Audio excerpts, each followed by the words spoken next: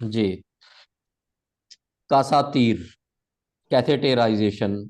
ठीक है, यानी कि पेशाब की नली में कैथेटर लगा के उसको मसाने तक पहुंचा के और पेशाब को जो है बाहर एक थैली में इकट्ठा करना, एक बैग में इकट्ठा करना, ये जो पूरा अमल है इसको कैथेटेराइजेशन बोलते हैं। ठीक है। अब को यूनानी में क्या बोलते हैं? कासातीर। कसातीर बोलते हैं इसको। और जहाँ तक मुझे लग रहा है एग्जाम में अगर कैथेटराइजेशन के बारे में सवाल करते हैं तो यूनानी का जो कसातीर है ये डालना चाहिए, उनको ज़रूर डालेंगे, मुझे ऐसा लग रहा है। ठीक है। अब मैं थोड़ा सा कुछ चीज़ें आपकी नॉलेज के लिए बता रहा हूँ। ये 4 पॉइंट्स मान लीजिए। Number 1, Foley's catheter. ठीक है, एक नाम है फोलीज कैथेटर। ये पेशाब की नली यानी यूरेथ्रा, पेशाब की नली को यूरेथ्रा बोलते हैं, में लगाए जाने वाला सबसे ज्यादा इस्तेमाल किया जाने वाला कैथेटर है, जिसका नाम होता है फोलीस। नंबर 2 है फोग फोगार्ट्री कैथेटर।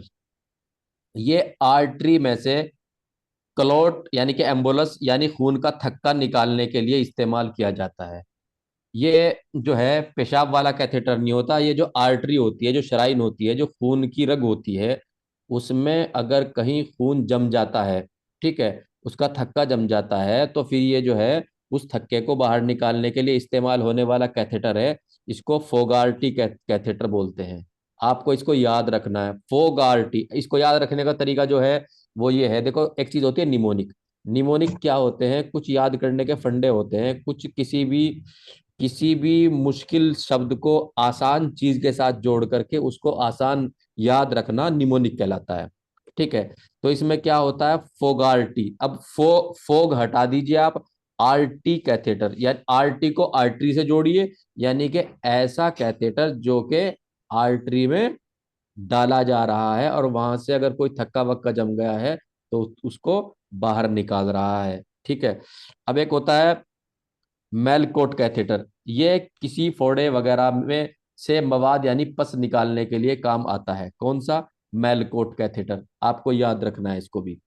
ठीक है। उसके बाद जो है सुप्रा प्यूबिक कैथेटर। ये प्यूबिक यानी कि आना के ऊपर से ड्रेनेज करने के लिए होता है। कई बार ऐसा होता है, पेशाब जो है ना, पेशाब की नली से नहीं निकालते, बल्कि नाफ के नीचे से और जो आना हड्डी है इसके बीच से जो है थोड़ा सा एक जरा सा कट मार के उसके अंदर जो है कैथेटर पुश कर देते हैं, अंदर में अंदर जो है मसाने में पहुंचा देते हैं। उसको सुप्रा प्यूबिक कैथेटर कहते हैं। अब आपको याद रखना है फोलिस कैथेटर, फोगार्टी कैथेटर, मेलकोट कैथेटर और सुप्रा प्यूबिक कैथेटर। इन चारों कैथेटर को आपको याद रखना है, क्योंकि अगर एग्जाम में दे दिया कि कौन सा कैथेटर किस में इस्तेमाल होता है, किस काम में लिया जाता है, तो आपको याद होना चाहिए। ठीक है। लेकिन यहाँ हम जो ज्यादा डिस्कशन करेंगे, ज्यादा समझेंगे, वो हम जो है फोलिस कैथेटर यानी कि जो पेशाब वाला कैथेटर होता है उसी को पढ़ेंगे। अब कैथेटराइजेशन, खास तौर पर जिस्म के अंदर से कोई सय्याल खारिज करने के लिए अमल कसातीर इस्तेमाल करते हैं। इसको किसी जौफ यानी कि कैविटी में डालकर सय्याल लिक्विड खारिज यानी कि ड्रेनेज किया जाता है। क्या किया जाता है, मान लीजिए कोई जॉफ है, कोई कैविटी है, कोई होलो ऑर्गन है, कोई खोखली जगह है जिस्म के अंदर, वहां पे जो है कोई सय्याल यानी कि लिक्विड इकट्ठा हो गया है।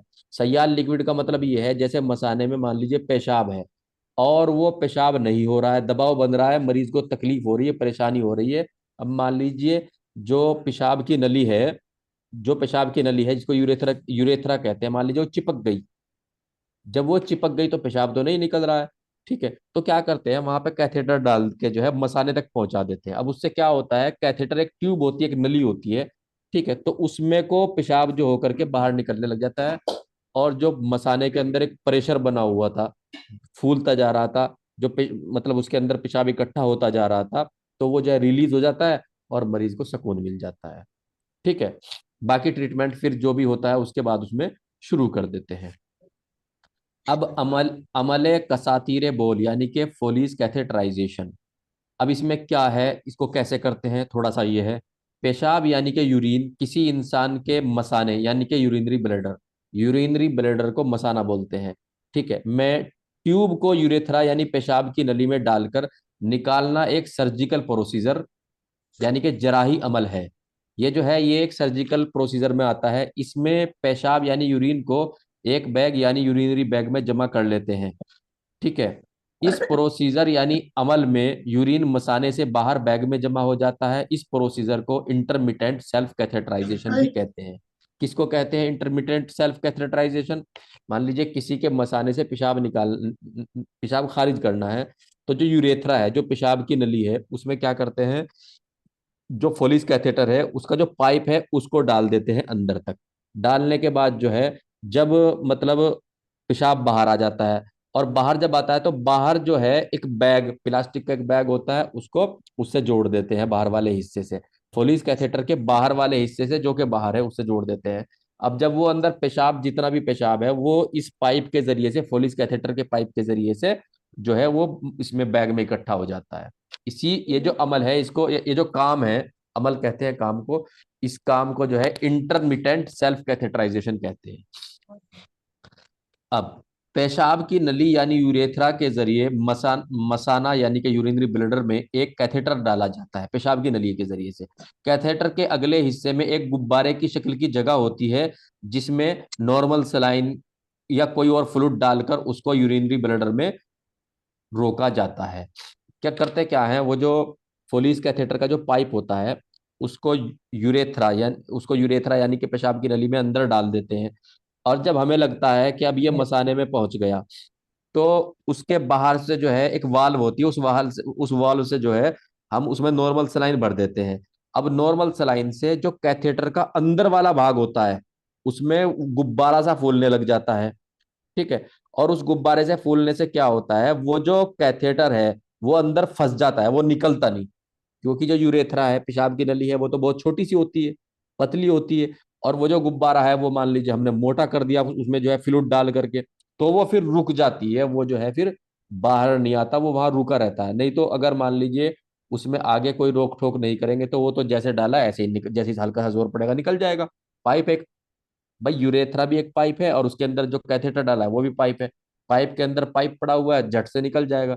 लेकिन उसको रोकने के लिए कैथेटर के मुंह में, यानी कि जो अंदर जा रहा है उस हिस्से में जो है, क्या करते हैं, नॉर्मल सलाइन या कोई भी मतलब फ्लूइड भर देते हैं, और उससे क्या करते हैं, उसको वहां रोक देते हैं। ज्यादातर नॉर्मल सलाइन ही इस्तेमाल करते हैं, क्योंकि उसमें इन्फेक्शन को होने का खतरा वतरा जो है कम होता है। ठीक है। अब यूरेथ्रा यानी पेशाब की नली को नॉर्मल सेलाइन से वॉश कर लेते हैं। ठीक है। और फोलिस के पाइप पर जाइलोकैन जेली लगाते हैं, जिससे कि मरीज को कैथेटराइजेशन के अमल के दौरान परेशानी ना हो। जाइलोकैन जो होता है एक चिपचिपा सा पदार्थ होता है, इसकी जेली आती है। ये क्या करती है, ये लोकली सुन करने के लिए होती है। मतलब जैसे कि पेशाब की जो नली का जो अंदर वाला हिस्सा है, यूरेथ्रा का जो अंदर वाला हिस्सा है, ठीक है, तो जब ये उससे टच होती हुई जाती है, जाइलोकैन एक दवा है। ठीक है। जब ये अंदर वाले हिस्से से टच होती जाती है, तो उसको सुन्न करती चली जाती है और तकलीफ नहीं होती। वरना अगर किसी के पेशाब की नली में कोई पाइप डाला जाएगा, घुसाया जाएगा, तो जाहिर सी बात है मरीज को तकलीफ होगी, वो चीखे मारेगा। ठीक है, शोर मचाएगा, और नहीं हेल्प करेगा इस काम को करने में। लेकिन क्या करते हैं, कहते मतलब जैसे हाथ में दस्ताने पहन लिए, ग्लव्स पहन लिए, ठीक है, स्टरलाइज दस्ताने पहन लिए, उसके बाद जो है हथेली पे जो है हल्का सा जाइलोकैन जेली जेली ले लेते हैं, और फोलिस कैथेटर को ऐसे पकड़ के उसको जो है उसके मतलब सामने वाले हिस्से को, जो कि हमें अंदर डालना है, उसको जाइलोकैन जेली जो है ना उसमें अच्छे से उसको लपेट लेते हैं। उसके बाद फिर आराम आराम से डालते हैं। ठीक है। तो जो फोलिस कैथेटर का सामने वाला हिस्सा है, चूंकि उस पर जाइलोकैन जेली हमने लगा दिया, तो वो जो जाइलोकैन जेली है वो पेशाब की नली के अंदर वाले हिस्से को टच करती हुई जाएगी। तो वहां ज्यादा तकलीफ नहीं होगी, हल्का फुल्का सा पता मालूम चलेगा, पता लगेगा। लेकिन जो एक वैसे उससे दो फायदे होंगे, एक तो लुब्रिकेंट यानी कि चिकना हो जाएगा रास्ता, और दूसरा जो है रास्ता सुन हो जाएगा। उससे क्या होगा, उससे जो है एक तरीके से तकलीफ ना के बराबर होगी, और मरीज आराम से सुकून से जो है कैथेटर डलवा लेगा, यानी कि कैथेटराइजेशन का जो अमल है इसको मुकम्मल करवा लेगा, पूरा करवा लेगा। ठीक है। कभी भी जाइलोकैन जेली के बगैर ना लगाएं, नहीं तो मरीज को बहुत ज्यादा तकलीफ होगी। ठीक है। और फिर चिकनाहट भी नहीं होगा। तो ये जाइलोकैन जेली का इस्तेमाल करें। अब यूरिनरी बैग को फुल भरने से पहले आधा या तीन चौथाई भरने पर खाली करते रहना चाहिए, जिसके लिए यूरिनरी बैग में एक वाल्व होती है। जो थैला होता है जिसमें पेशाब इकट्ठा कर रहे हैं, जिसको यूरिनरी बैग कहते हैं, उसको या तो आधा या तीन चौथाई होने पे जो है खाली करते रहना चाहिए। अगर ज्यादा भर जाएगा तो वहां जो है वो खराब कर देगा, बाहर निकलने लग जाएगा उससे। ठीक है। अब फोलिस कैथेटर को दिन में कम से कम 2 बार चेक करना चाहिए कि ये सही लगा हुआ है कि नहीं। जिस मरीज को फोलिस कैथेटर लगा दिया है, तो उसको देख लेना चाहिए कम से कम दिन में 2 बार कि कहीं मरीज जो है उस पर मरीज पर ज्यादा जोर तो नहीं पड़ रहा है। ठीक है, कहीं खिंचाव तो नहीं ज्यादा आ रहा है। ठीक है, तो इन चीजों को जो है कम से कम 2 मरतबा ध्यान से थोड़ा सा चेक कर लेना चाहिए। जब मरीज भर्ती हो तो मरीज के बेड के नीचे यूरिनरी बैग को लटका देना चाहिए, जिससे कि मरीज बेड पर किसी भी पोजीशन में आराम से लेट सकता है। यूरिनरी बैग को फर्श पर नहीं रखना चाहिए। अगर यूरिनरी बैग को फर्श पर रखेंगे तो क्या होगा, जितना पेशाब जो है फोलिस कैथेटर के पाइप में को आएगा, वो इतना ही फर्श पे मतलब बिखर जाएगा वहां पे। ठीक है, बैग में इकट्ठा ही नहीं होगा। तो क्या करते हैं, उसे जो बेड होता है जिस पे मरीज भर्ती है उसके नीचे जो है उसको बांध देते हैं बैग को। ठीक है, बेड के नीचे बैग को बांध देते हैं, पेशाब वाली थैले को बांध देते हैं, जिससे कि पेशाब जो है उसमें इकट्ठा होता रहे, नीचे फर्श पर ना बिखरे। अब आगे पॉइंट है, ज्यादातर कैथेटर को 15 दिन से पहले बदलने की जरूरत नहीं पड़ती।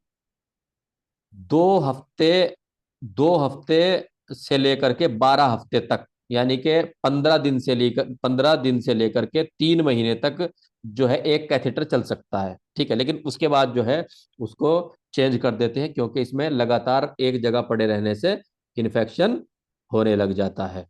जी ठीक है। जी जी जी। नमूने मुंतजमा करना यानी कि स्पेसिमेन कलेक्शन, यानी कि जो सैंपल है उनको जमा करना। ठीक है, वो पढ़ेंगे हम। तारीफ, इसकी डिफिनेशन क्या क्या चीज होता है, मतलब नमूने को स्पेसिमेन बोलते हैं। ठीक है, किसी चीज की थोड़ी मिकदार जो उसके मुकम्मल यानी कि पूरे खुसूसियात से वाकिफ कराती है। थोड़ा सा यूनानी हो गया। नमूने या स्पेसिमेन कहलाती है। मतलब इसका ये है कि मान लीजिए हमें किसी के स्टूल स्टूल के बारे में जानना है कि उसमें क्या क्या प्रॉब्लम समस्याएं हैं, तो हम करते क्या हैं उसमें। तो हम जो है जितना टॉयलेट किसी ने पास किया है, जितना स्टूल किसी ने पास किया है, सारा का सारा सैंपल पे नहीं भेजते। सैंपल में क्या हम्म, भेजते हैं, थोड़ा सा भेजते हैं, 5-7 ग्राम। जी ठीक है, जी और उस 5-7 ग्राम में जो चीजें जो बीमारी आती है, ये मान लिया जाता है कि बाकी स्टूल में भी वही दिक्कतें परेशानी वही सब कुछ वही होगा। इसी तरह जो है, अगर हमें किसी इंसान के खून का सैंपल लेना होता है, उसमें भी यही करते हैं कि 2 ml 3 ml 4 ml जितने की जरूरत होती है जी इतना जी लेते हैं। और उसी से हम अंदाजा लगा लेते हैं कि पूरे ब्लड में जो है जो दिक्कतें परेशानी इसमें आ रही हैं, या अगर मान लीजिए रिपोर्ट नॉर्मल भी है, तो जो इसमें 3 या 4 ml में आया है, वो बाकी जो अंदर ब्लड इंसान के अंदर है, 5 से 6 लीटर 5.5 लीटर, ठीक है, जो भी है, उस बाकी में भी यही चीजें हैं। ठीक है, तो जी स्पेसिमेन जो है वो थोड़ा होता है, लेकिन वो पूरे जो पदार्थ होता है, जो मटेरियल होता है, जो मादा होता है, वो उसकी पूरे की खबर देता है। ठीक है, तो वो जो थोड़ा सा पदार्थ या मादा होता है उसको स्पेसिमेन या सैंपल कहते हैं। ठीक है, अब उसी के बारे में बताया गया, जैसे कि पेशाब की जांच के लिए लिया गया 5 ml यूरिन, पूरे यूरिन की खुसूसियात यानी कि उसके गुणधर्म, हरारत, बरूदत, हरारत गर्मी को कहते हैं, बरूदत ठंडी को कहते हैं, urea, uric acid, oxalate, sodium chloride, creatinine वगैरह की मिकदार व असर की पूरी जानकारी देता है, जो कि पूरे पेशाब की जानकारी होती है। तो जांच के लिए लिया गया ये 5 ml यूरिन यानी कि पेशाब, जी पेशाब का नमूना या यानी कि स्पेसिमेन कहलाएगा। अब इसी तरीके से क्या करते हैं, पेशाब का नमूनिया। ठीक है, पेशाब को यूनानी में कारूरा भी बोलते हैं, बॉल भी बोलते हैं। मैं इसको जो है पहले डिस्कस कर चुका हूं। तो कारूरा का नमूना या कारूरा का स्पेसिमेन। ठीक है, यूरिन यूरिन स्पेसिमेन। पाखाने का नमूना यानी कि स्टूल का स्पेसिमेन, यानी कि पोटी का स्पेसिमेन। बलगम का नमूना यानी कि स्पुटम स्पेसिमेन। ठीक है, स्पुटम बलगम को कहते हैं। खून का नमूना यानी कि ब्लड सैंपल। अब थोड़ा सा इंग्लिश में समझ लीजिए इसको। Blood blood quantity of a substance which shows the whole quality of that substance is called specimen. ठीक है जी।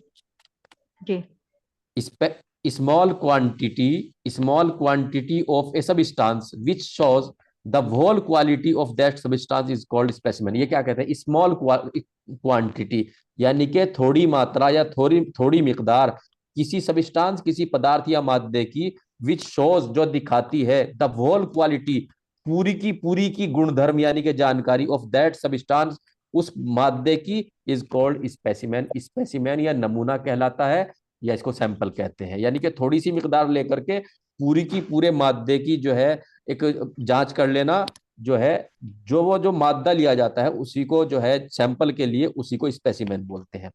अब नमूना मुंतजमा करना यानी कि इकट्ठा करना, स्पेसिमेन कलेक्शन। अब इसके बारे में भी थोड़ा सा है।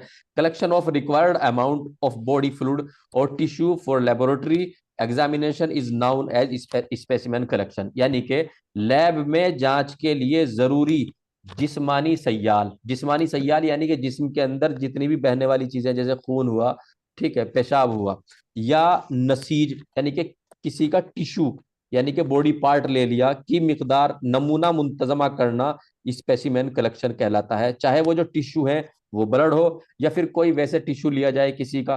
कई बार जो है वैसे भी डॉक्टर्स जो हैं किसी किसी मांस का, किसी बॉडी के हिस्से का, ऑर्गन का कुछ हिस्सा सैंपल के लिए भेज देते हैं, ठीक है, तो उसको भी स्पेसिमेन यानी कि सैंपल ही कहेंगे।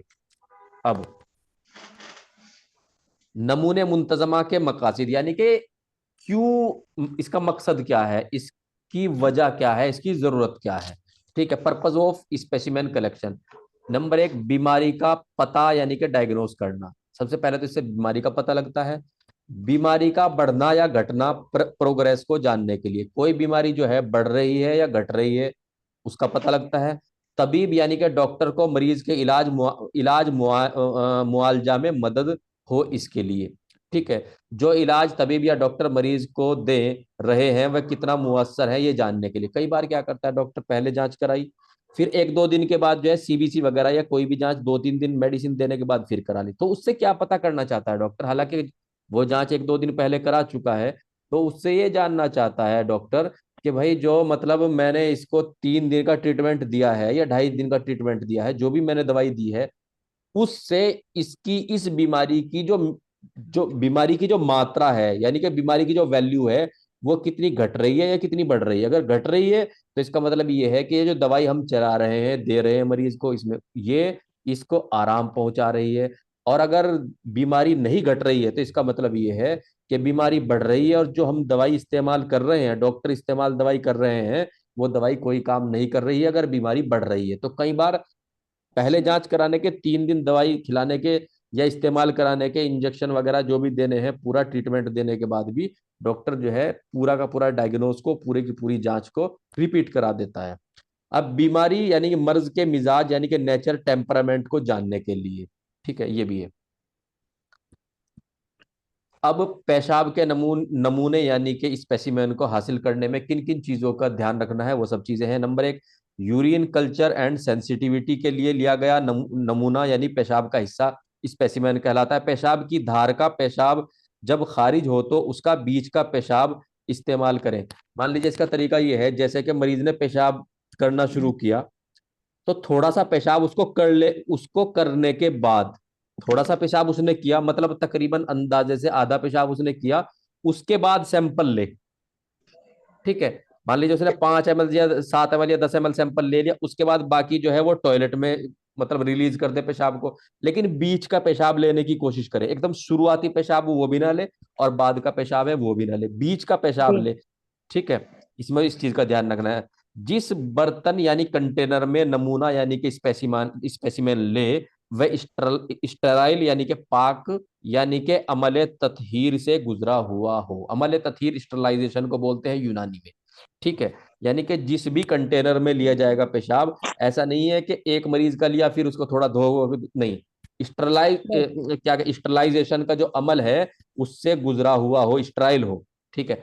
मरीज का सैंपल जो है, और अच्छे तो ये है कि सिंगल यूज हो, एक बार यूज किया और उसको डस्टबिन में जो मेडिकल वेस्ट है उसमें उसमें पहुंचा दिया जाए, और सिंगल यूज हो, नया हो और स्टराइल हो, दोनों चीजें हो, ठीक है। मरीज का सैंपल यानी स्पेसिमेन लेने से पहले उसको पूरी बात बता दें, मरीज को पूरी बात समझा देनी चाहिए कि आपका सैंपल ले रहे हैं इस वजह से ले रहे हैं, आपको जो है जब आधा पेशाब आप पेशाब कर लो उसके बाद लेना है, इतना लेना है, यहाँ तक लेना है। उसके बाद फिर बाकी पेशाब आप जो है इस टॉयलेट में कर लेना, इसमें हमें चाहिए। ठीक है, मरीज को पूरी बात बता दो कि ये जो है ये आपकी जांच के लिए जाएगा, इससे आपकी परेशानी का हमें पता लग जाएगा। अब मरीज का पेशाब का नमूना लेते वक्त पर्दा यानी कि प्राइवेसी का ख्याल रखें। ठीक है, मरीज को पेशाब पर्दा यानी प्राइवेसी आप समझते होंगे, मतलब जी ऐसा नहीं है कि अगर मरीज वार्ड में भर्ती है तो आप जो है मतलब उसको बोल दें भैया नहीं, उसको आप टॉयलेट वॉयलेट का जो है मतलब पूरा वो इंतजाम करके दें, और उसको जो है बताएं कि भाई बात ऐसी है, आप अंदर जाइए पेशाब वेशाब कर लीजिए। और अगर मान लीजिए मरीज टॉयलेट में नहीं जा सकता तो फिर उसको पर्दा कीजिए। एक मेडिकल का पर्दा होता है, आप लोग जानते हैं। ठीक है, हरा जी कपड़ा वगैरह लगा होता है तो उसको लगा करके पेशाब करवाएं और फिर सैंपल लें। मरीज को पेशाब का स्पेसिमेन लेने से पहले शर्मगाह को साबुन से तहारत सफाई का मशवरा दें, यानी कि सैंपल लेने से पहले अपने जो जेनेटाइल ऑर्गन है उनको जो है साबुन से धो लें, क्योंकि ऐसा ना हो कोई गंदी चीज जो है वो जेनेटाइल पे मतलब यूरेथ्रा वगैरह पे ऊपर जो है लगी हुई हो और वो पेशाब में जाए तो पेशाब में वो चीज चली गई, वो चीज फिर सैंपल में भी चली गई। तो उससे पहले जो है अच्छा ये है, ठीक है, अच्छा ये है कि मतलब अगर जो है साबुन वगैरह से अपने जो है उजू को ऑर्गन को कोई साफ कर ले बहुत अच्छा है। ठीक है, जी तरीका ये है। अब पाखाने के नमूने यानी कि स्टूल का स्पेसिमेन कैसे लेना है।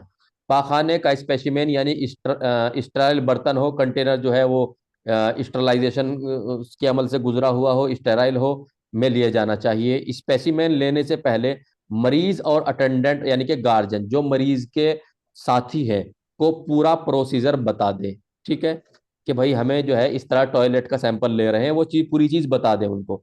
सैंपल यानी स्पेसिमेन लेते वक्त पर्दा प्राइवेसी का ख्याल रखें। ये हमने यूरिन यानी पेशाब के सैंपल यानी स्पेसिमेन के समय भी बताया था, वक्त बताया था। अब पाखाना यानी कि स्टूल के सैंपल में भी बता रहे हैं।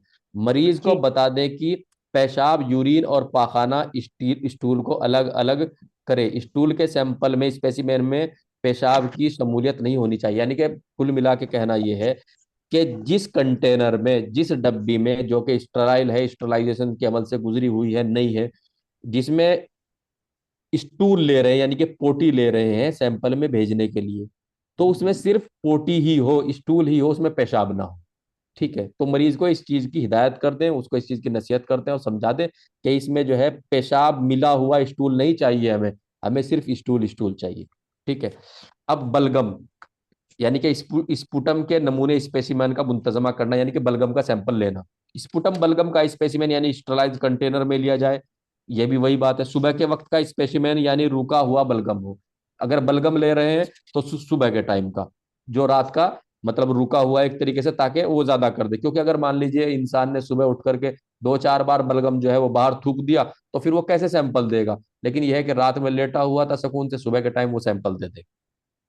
अब बलगम यानी स्पुटम के सैंपल में थूक की मिकदार ना हो, यानी कि जो हम सलाइवा थूकते हैं, जो लार होती है, उसकी जरूरत नहीं है। जरूरत उसकी है जो खखार करके खांस करके अंदर से चिकना चिकना निकाल रहा है, उसकी जरूरत है। क्योंकि हमारा जो स्पुटम होता है ज्यादातर हम उसमें यही कोशिश करते हैं कि फेफड़ों से आता है तो फेफड़ों की दिक्कतों दिक्कतों ही को बताता है।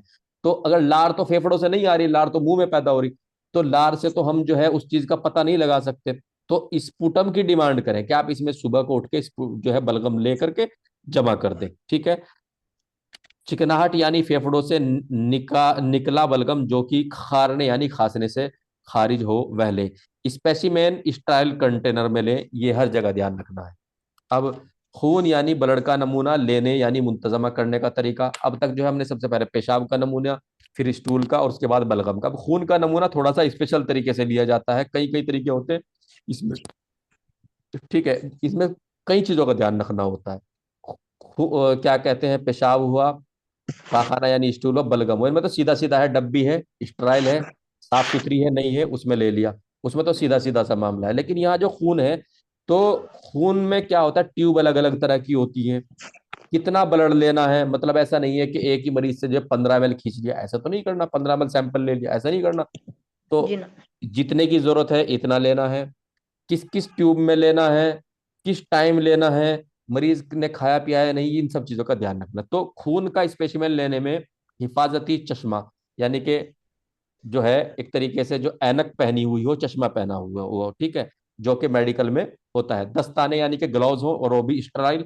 अगर कहीं से कट रहा हो, यानी कि हाथ वगैरह में कट रहा हो, सैंपल जो ले रहा है अगर उसके हाथ वगैरह में कट रहा हो तो वहां से ढकें। ठीक है, किससे? ग्लव्स से, जो दस्ताने होते हैं स्टराइल डॉक्टरी दस्ताने, उनसे। इस्तेमाल करी जाने वाली सुइयां या वगैरह सभी सामान को मेडिकल वेस्ट में डालें, इधर उधर ना फेंके। जो नीडल वगैरह, जो सिरिंज वगैरह है, उसको जो है इधर उधर ना फेंके, उसको मेडिकल वेस्ट में फेंके। मरीज मरीज को मुट्ठी बंद करने के बाद 30 डिग्री के कोण यानी जाविये से वरीद यानी कि वेन में निडिल डालकर जितने ब्लड की स्पेसिमेन के लिए जरूरत हो इतना ले लें। ठीक है, ज्यादा अच्छा है कि ब्लड सैंपल सुबह खाली पेट लें। ठीक है, क्यों? खाना खाने से पहले लें या दवाई खाने से पहले लेना चाहिए? क्योंकि कई बीमारियां जैसे कि शुगर वगैरह है, तो उसमें जी अगर दवाई खाने के बाद सैंपल लेंगे तो पता ही नहीं चल पाएगा, क्योंकि मरीज ने अगर शुगर की दवाई ले ली तो इसमें क्या करता है, जो शुगर का मरीज होता है उसको भूख बेचारे को ज्यादा लगती है, और वो जो है सुबह उठ के दवाई लेने के फौरन बाद जो है कुछ ना कुछ खाता है। तो दवाई लेने से पहले खाली पेट, ठीक है, और खाना खाने से पहले मतलब जो है वो सैंपल लिया जाए, उससे बीमारी का सही अंदाजा लगाने में मदद मिलती है। जिन ट्यूब्स में ब्लड का नमूना लिया जाए वो स्टरलाइज और नहीं हो, एवं जिस तरह की जांचें करनी हो उसी तरह की ट्यूब, जैसे कि प्लेन ट्यूब होती है, ईडीटीए वगैरह में सैंपल लेना चाहिए। ठीक है, खून की कितनी मिकदार यानी एमएल लेना है, अच्छा है कि मरीज को बता दिया जाए। मरीज को पहले बता दिया जाए कि आपका इतना एमएल सैंपल हमको लेना है, ताकि मरीज घबरा वबरा ना जाए, और उसको समझा दिया जाए कि इतना सैंपल लेने से कोई कमजोरी नहीं आती।